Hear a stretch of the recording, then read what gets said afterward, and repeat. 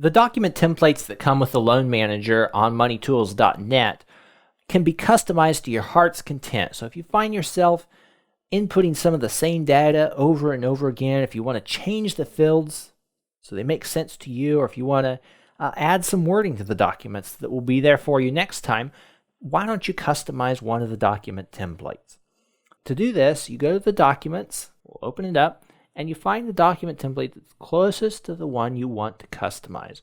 Let's say we're going to do the LLC loan combo. We download that one, and I'm also going to download the extras that are available down near the end of the page, because that has some wording that we're going to want to insert as we customize this template. So we download the extras, and now we go to the Word documents. Here's the extras file. You can see that it has some repayment description examples for the promissory note right here. Has the notary public text that we can put in to the promissory note and the other documents. And then for the corporate minutes, it has some wording examples for the resolutions. So now we go to the document we're going to customize. In order to get the automated workflow macros to stay with your document template as you customize it, you need to open it a special way. This goes for Windows and Mac users. If you just double click to open it, like a regular document, the macros won't necessarily stay with it. So you need to open Microsoft Word first, and then open the file from within Microsoft Word. We're going to do that now. Open it this way, enable macros, and now we're ready to get started customizing this document. And we start reading through it. We have the loan amount. I don't want to replace that because that's going to change every time. The loan date is going to change every time.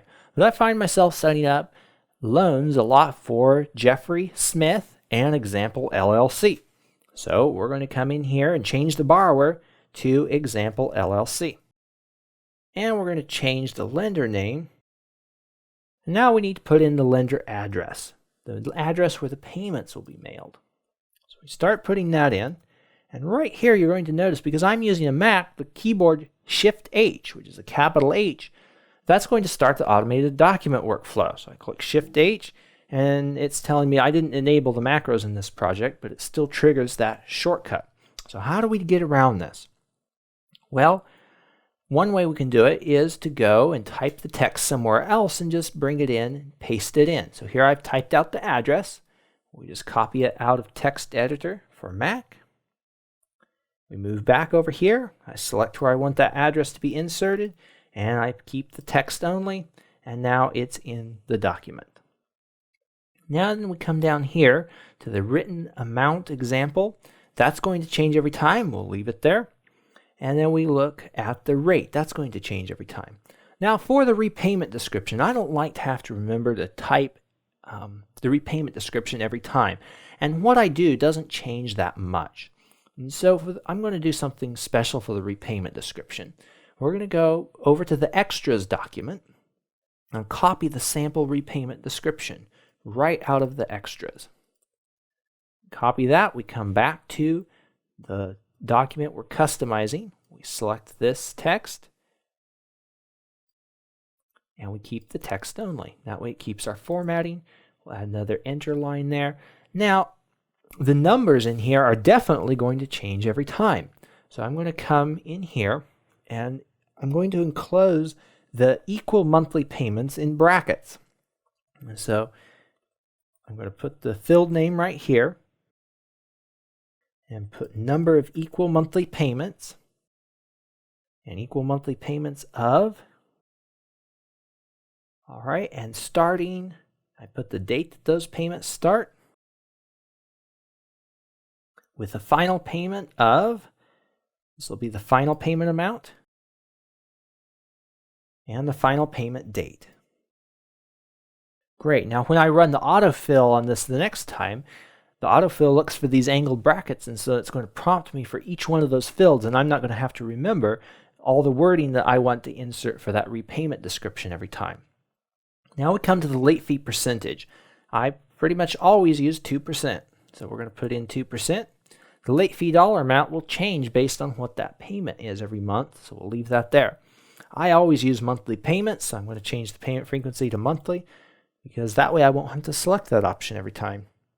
And the default increase rate we'll put in as 2% as well. And I scroll down, continue reading this. The lender signature line, that's always going to be Jeffrey Smith on this template. And the borrower is always going to be Example LLC as the manager. Very good. Now we come down to the minutes of the meeting. This is going to be Example LLC. A special meeting of the managers, Example LLC. And I always do meetings at the office of the corporation, in this case the company. Meeting date will change every time, we'll leave that. And the managers present always will be Jeffrey Smith. Now we come to the resolutions for the company minutes. Resolution 1 I'm going to leave as the same. Resolution number 2, since we're always borrowing money, there's a certain wording that I always want to include for resolution number 2. So we're going to go back to our extras document and go down to the example wording for the corporate minutes.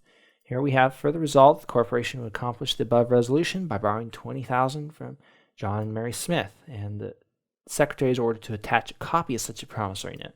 We're going to copy that and edit it in here. I'm going to replace that and paste the text only because we definitely don't want that formatting. So further resolved that the company, in this case, it's not a corporation, would accomplish the above resolution by borrowing, and then we put the amount of loan amount. And if we name this tag, the loan amount, the same as the tag that's up here at the top of the promissory note, then when we put in the field once, it will automatically replace it throughout the document, which is really nice. And then we put Jeffrey Smith here. And the secretary is ordered to attach a copy of the promissory notes. All right, now the company name that shows up under here, the certificate of the corporate minutes, put in as Example LLC. And the state of incorporation, that's not going to be changing much. We'll put that in. Meeting date, of course, will change. And the meeting secretary is always going to be Jeffrey Smith. Then we come to the waiver of notice of special meeting of the managers. Company name. Meeting location, always going to be at the office of the company, unless we want to change it or leave it as a variable. The date and time of the meeting, that's going to change, and the waiver date's going to change. The manager is not.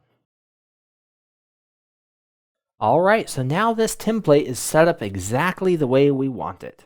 We're going to go back up to the top and put the cursor at the very beginning of the document. So when we open it next time and trigger the autofill workflow, it will start searching from the beginning of the document, not halfway through. And now we need to save it so we can get to it later.